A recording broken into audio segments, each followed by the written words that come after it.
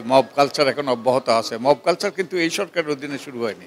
Mob culture কিন্তু অনেক আগের সরকার থেকেই অব্যাহত ছিল। সেই হেলমেট বাহিনী, আমার বাড়ি আক্রমণ, বহু রকম মব সৃষ্টি হয়েছে। এই সরকারের ব্যাপারে আকাশচুম্বী আকাঙ্ক্ষা ছিল সবার, আকাশচুম্বী মানুষের প্রত্যাশা ছিল।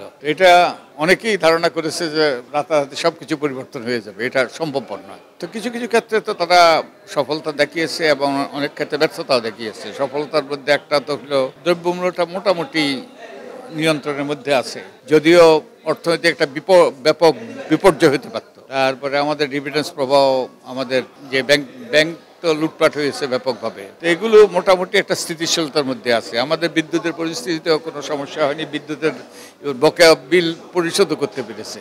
এবং এই সরকার তো অনেকগুলো প্রতিবন্ধকতার সম্মুখীন হয়েছে, যে সবাই দাবি দেওয়া নিয়ে রাস্তায় নেমেছে। তো তার মধ্যে এইসব ক্ষেত্রে তারা অগ্রগতি, সফলতা প্রদর্শন করতে পেরেছে। তারপরে এই যে সংস্কার কমিশনগুলো গঠন করা হয়েছে রাষ্ট্র মেরামতের ব্যাপারে গুরুত্বপূর্ণ এগুলো পদক্ষেপ, এখন এগুলো বাস্তবায়ন করতে হবে। যে এখন পর্যন্ত যেগুলো দেখার বিষয় কতটুকু বাস্তবায়ন হয়।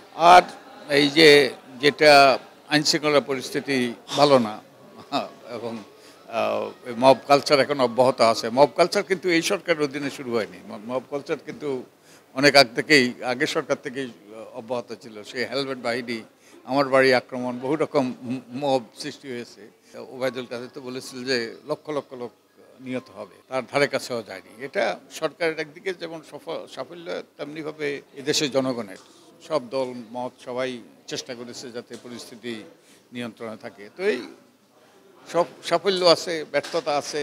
না, ব্যর্থতা বললাম, তারা আইনশৃঙ্খলা পরিস্থিতি ভালো না, এবং তাদের যেই আমাদের যারা দায়িত্বে আছে তাদের অনেক সময় তাদের কথাবার্তার মধ্যে অনেক সময় মিল নেই, অনেক সময় একজনের সাথে আরেকজনের কথা মধ্যে কি বলে বিপরীতপক্ষী কথা, এরকম সমন্বয়ের প্রশ্ন আছে। তো এইসব বিষয়ে